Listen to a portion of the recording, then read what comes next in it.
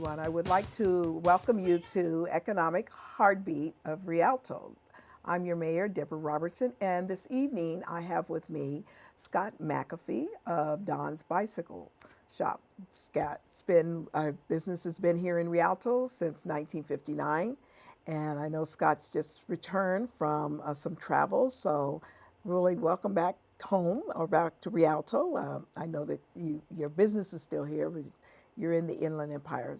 So so Scott, why don't you tell us a little bit about Don's Bicycle Shop? Sure. My dad started it back in 1959, so we just celebrated 54 years as of April 1st, so kind of a milestone. Kind of a little hole-in-the-wall place, that he opened up. I took it over when I was 18. I had actually just turned 18, and I was in college at the time. I hadn't planned on being a small business owner. I hadn't planned on being a career bike shop owner. I was in school taking psychology classes, and my dad unfortunately passed away. And he passed away riding his bike, interestingly enough, home in Rialto. I grew up in Rialto, so I'm a local boy. And so at that point, it was like, okay, I got this business. What do I do with this? I might as well keep it. It was getting me through school. I didn't have any student loans. And now we've kind of taken it to where it is. So we've gone from kind of a one-man operation to now expanded several times, 2 locations and 21 employees altogether. So it's and I could tell from the enthusiasm and the excitement that you generate that you enjoy what you're doing. Oh, I love what I do. I have the best job in the world. Yeah. By the way, this is the best job in the world, is being a bike shop owner. I'm a big cyclist myself. I've grown up with bikes. They're a big part of my life. I've raced bikes. I've been to the Olympic trials. I've won a couple state titles for California. I've run professional racing teams. And we're a pretty eclectic shop. I mean, we deal with the kids. The new trend is fixies. If you've seen them, they're all over the place. They're these big, colorful bikes. They're simple, 1 speed. Started off with kind of the college kids. Now it's kind of worked its down to almost like elementary school kids. So that's the current trend in cycling. That's been kind of on fire. So we're pretty close. We deal with all kinds of different people. Oh, that's great. That's really great.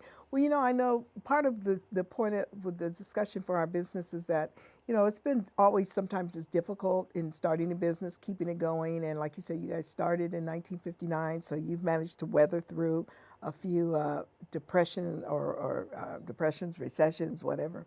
Right. But all business tend to have a little help along the way. What has been some of the things that have helped you along the way? Well, I think for us, it's, we do sell bikes not only to Rialto, obviously, but, I pride myself in the fact that, even though, we're in a small community, I can go head to head numbers wise with any of the shops that are in Orange County or San Diego, because I've seen those stores. I know what they do and I know what we do. And we've had consistent growth over the last 10 years, no matter what the economy's done. Right. And it all boils down to, even in the technical age, customer service. I'll give you an example. I had a lady call up from down at the beach, actually, and she says, hey, do you guys rent bikes? Well, the fact of the matter is I don't rent bikes, but, the point is, what do you need? So, well, my husband's doing a triathlon tomorrow and he doesn't have a bike. And I'm kind of joking with her like, hey, kind of last minute, isn't it, And so I said, hey, I checked, I've got a bike, I can loan them out. Basically, I could rent them for the event. And they're from Redondo Beach. And she said, okay, great, and then she calls me around closing because, you know what, I'm not going to make it to your shop in time. And I go, where are you at? She goes, well, we're staying with my parents in Upland. I said, well, I live pretty close to that. I'll just bring it home with me and you can pick it up tonight. So they did. They came over to my house and I fitted him and I showed him how it worked and I kind of turned him loose. And then he came back the next day and I said, well, how was it? And he said, oh, it was great. I had a great experience. I loved the event and da-da-da.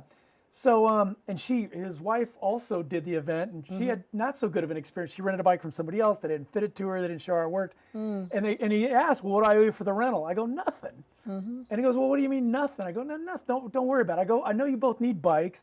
Let me know when you're ready, and I'll hook you up. I mean, since that time, between themselves and the people they refer, we've done $30,000 worth of business with them. Oh my, isn't that amazing? But it's that kind of service. stuff day in and day out that makes people go, wow, blows them away, and gives them a reason to bypass. I mean, gosh, I don't know how many bike shops between Redondo Beach and Rialto, but there's a ton, and come see me. So, but that's what it boils down to. It is customer service. It's word of mouth. That's right. And that's why we've kind of continued to grow in spite of whatever the economy does. So. No, and I've been down to the shop and down there, every time I come in, there's always a nice crowd of people. There's a lot of activity. People are in, it doesn't look like you have a dull period or a lull period. It's never dull. Never dull. And then also, like you said, helping people and fitting them by when they buy the bike, making sure that they have the actual proper seatings and alignments and everything. And I've observed that, so that's fantastic. What's been some of your smartest decisions that you've made for your business? Good question. Expansion. It's reinvesting profits into the business and expanding. We started with a little 500 square foot store, and I'll tell you that it was one of the scariest moments of my life moving to the bigger 1,500 square foot, because we're going to triple our rent. You know, and I'm thinking we're running out of room, but at the same time, are we going to be able to afford the rent? That's a scary thing to do. You know, change, expansion. It's always scary, but every time I've done it, it has grown the business exponentially. And we did it several times since in Rialto. You know, I went to the landlord and said, look, we need more space. You know, you got a vacancy next to us. Let's knock the walls out and take that over. Yes, I remember. Yeah, but every single time we have expanded, made the business aesthetically better, reinvested in the business, we've seen an almost immediate return. And now we just opened up a second location about a year ago, and it's rocking. So, you know, that's probably the smartest thing when I look back is, as far as return on investment, it's been reinvesting and expanding the business. Yeah, you speak of the expansion, and I know that your expansion was over in the Redlands area. The second location, yeah. But again, we've expanded in Rialto three, 4 times. Yeah, I know. Pretty soon I'm going to take over the whole center there. I think, okay, good. Just take the whole center. And by the way, let's just say where Don Bikes is located. It's at, what's the address? But it's 384 South Riverside Avenue. We're about 1 block north of Merrill, kind of almost halfway between the 10 and 210 freeways. How long have you been in that location? We've been there since the early 80s. Right. Yeah, we moved because right after my father passed away, it's like, okay, we're growing this thing, and what do we do? So it was probably around 82, 83 that we moved into our current location, but we've done several expansions within that location. Well, you know, here in Rialto, we pride ourselves on trying to be business friendly, and I think, well, I said I remember the expansions, at least 2 of them, and making the changes, the walls, knocking them down and getting it going. But can you tell us what has been some of your advantages for doing business here in Rialto? Well, I grew up in this community. I know the community. And I think we're just so established here. That's kind of nice. We know everybody here. Everybody knows us. We appreciate it. Yeah. Yes. Can I say, hey, the rent's cheap? You know, it's fairly economical. It's cheap to do business here, as opposed to in some other areas where, you know, rent prices would be considerably higher, tax rates might be considerably higher, and it makes sense for us. We're kind of in a neat area too, because we're surrounded by other communities that don't have bike shops, you know, so we're pulling a lot from surrounding cities as well. So it's a good kind of central location for us. We're pulling from High Desert, we're pulling from Riverside, you know, Loma Linda, Redlands, you know, Fontana. So it's I guess location per population, not just Rialto, but the surrounding communities are pretty darn good, actually. Well, great. Well, you know what? We're going to take a brief break here, and we're going to kind of do a little tour of Don's Bicycle Shop. And then when we come back, I want you to talk about, I heard that you've just received some kind of national recognitions that you didn't mention, so we'll be right back with you.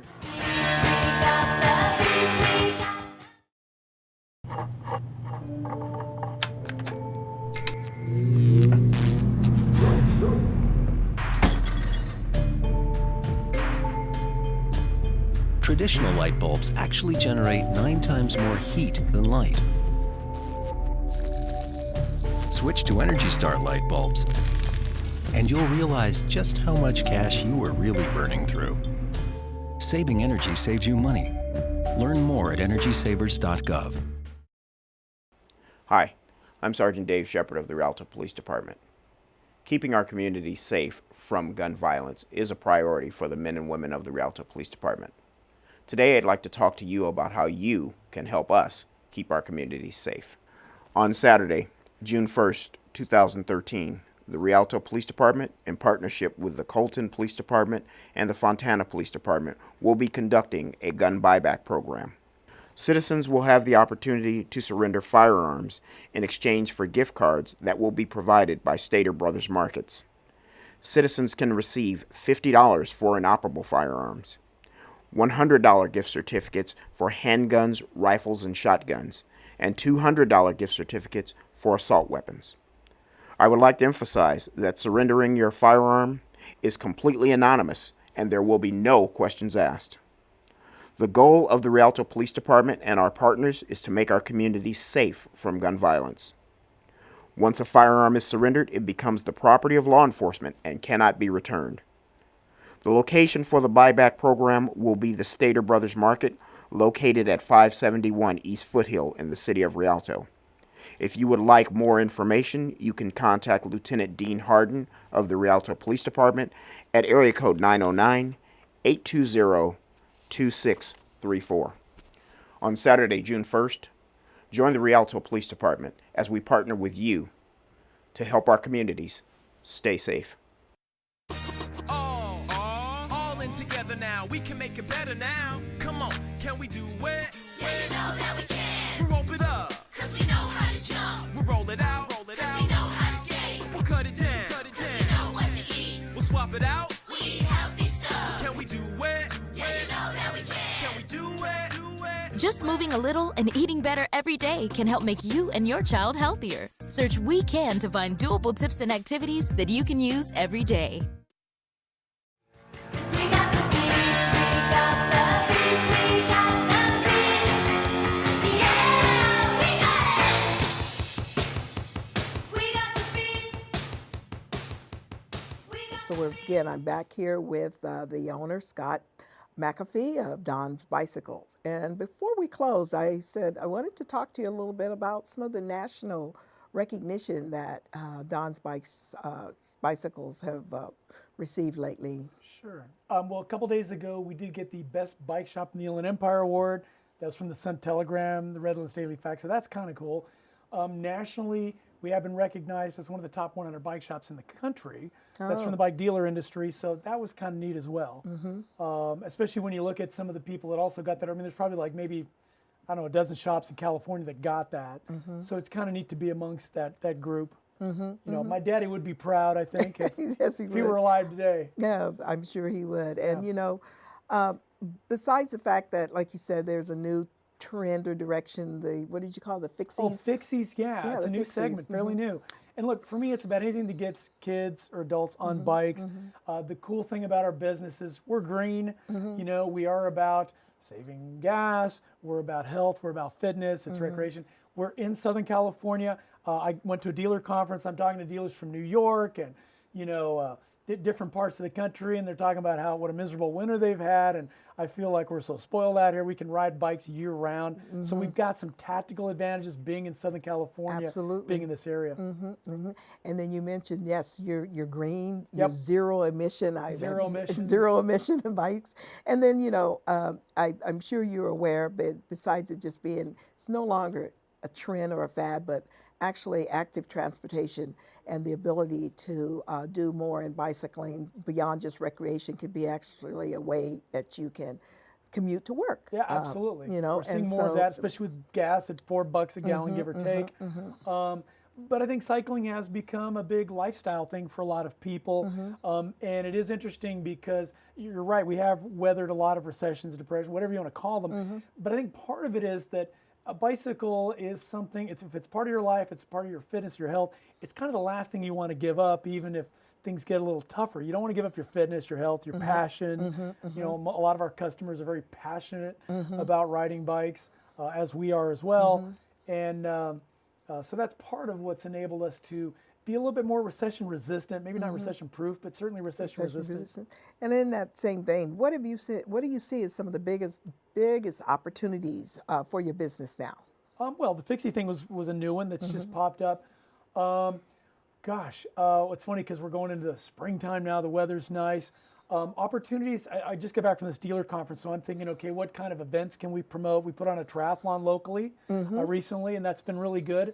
So that's something that's an event that was my idea and that I kind of managed the course on. So that's an opportunity as a business person, as well as just to provide something to the local communities, an event, something people can strive for and can participate in. You know, other opportunities, you know, it's kind of like the sky's the limit. It's based on our creativity. I mean, I know for a lot of people, we just opened up a Redlands store, and it's interesting. The comments I got was, "Hey, we heard about you over in Rialto, but we just didn't want to drive over there." It's like, okay, fine, I'll bring my business to you. Customer service. Correct. But there's certainly online opportunities. I'm thinking about doing a video series now that's instructional. How do you shift your gears? It's amazing how many people buy bikes, but they don't know how to shift the gears. Well, what if I do a video? You can click on it and go, "Here's Scott explaining how to shift your gears on your bike." I'm looking, nobody else is doing things like that. Right. I'm even thinking like training videos, how to train, how to get fit, things like that we can incorporate on our website as well as on YouTube and so I'm starting to try and embrace the cyber world that's out there. And I had heard that you possibly are looking at even another expansion, and I know it can be scary. I think it's less scary now though, because once you've done it once, it's not so bad because you realize, okay, I'm still alive. I didn't go broke. That's nice. So once you get those systems and policies in place as a business, you can translate that to, I'm sure the guy at McDonald's was scared when he opened his second location too. But look at him now. So who knows where it can go. Well, I think your attitude is so positive that I know that there will be no failure on your end. You'll definitely continue to grow. Yeah, it is. It's all about attitudes. But still, I'm sure there's still some challenges. What are some of them? You want the list? There's always challenges. No, you can just email it to me. Oh, No. I'll just send it to you. Yeah, it's a list.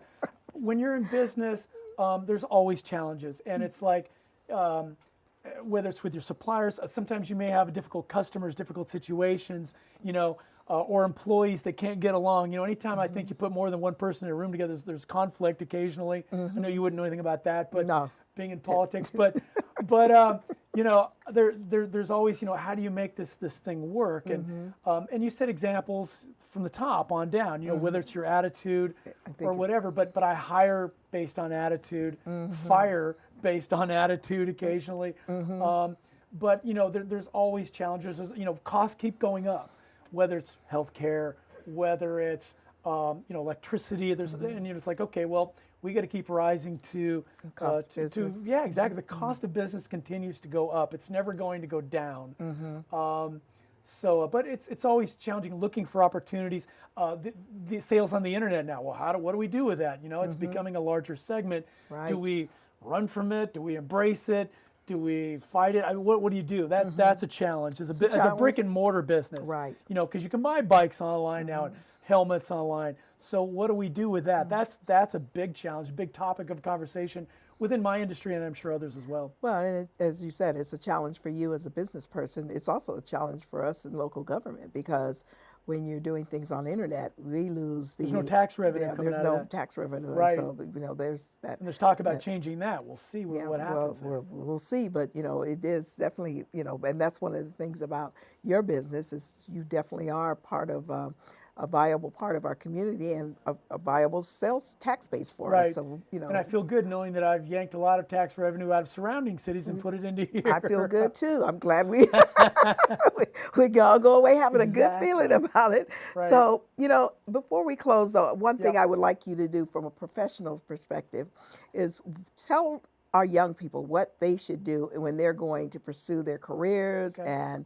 what you feel, because you mentioned in the beginning you started off 18, you were in college going to psychology, hadn't planned on becoming a small business owner. So what would you say to those who are trying to explore their careers and try to develop their future professionally? Sure. What's your thoughts? Well, it's funny because I speak every year to my kids' middle school on career day, and it's something I really look forward to because I get to kind of take some of the real world into the classroom and tell them, hey, this is what's going on in the business world, pros, cons, etc.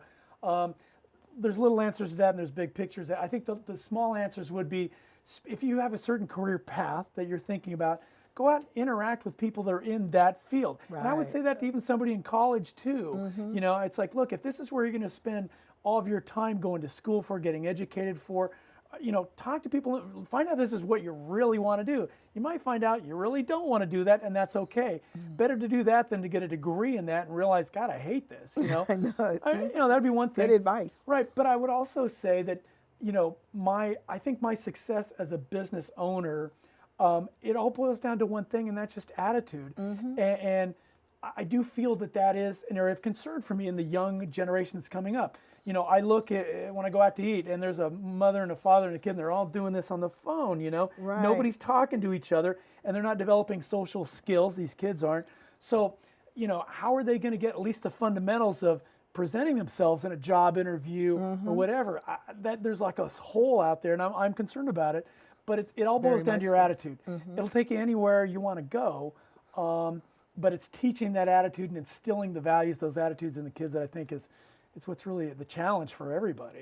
You know, and I think you're absolutely right, because I believe we all have now moved to a culture of we're so busy focusing on texting and punching We're in not things. talking We're not one-on-one here talking, anymore. yeah, we're not having really. these virtual conversations instead of doing the real thing. And I think it's a drawback to technology. You know, but unfortunately, you're sending young people into perhaps a workforce, and they're ill prepared for sometimes the realities of the face-to-face thing that you got to do as well.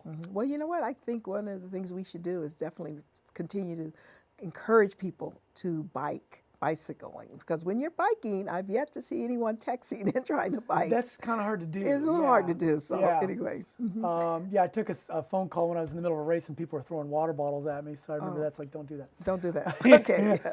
But anyway, you know what? It's been a pleasure talking with you this evening, Scott. And you know, I do hope that I'll be able to have you come back, and we'll explore some more with Don's bicycles.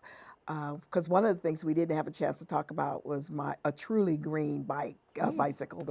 Remember the bamboo bicycle? Bamboo The bike. bike, Yes, yes. a bike made out of bamboo. Yes, a bike made out of bamboo. So I look forward to having a conversation with you again. Me too. Thank you. All right. And I would just like to say to everyone, again, thank you for tuning in this evening to the Economic Heartbeat of Rialto. It's been a pleasure having you here, and I would encourage you to tune in again next Thursday at 7:30 p.m. on Rialto Network.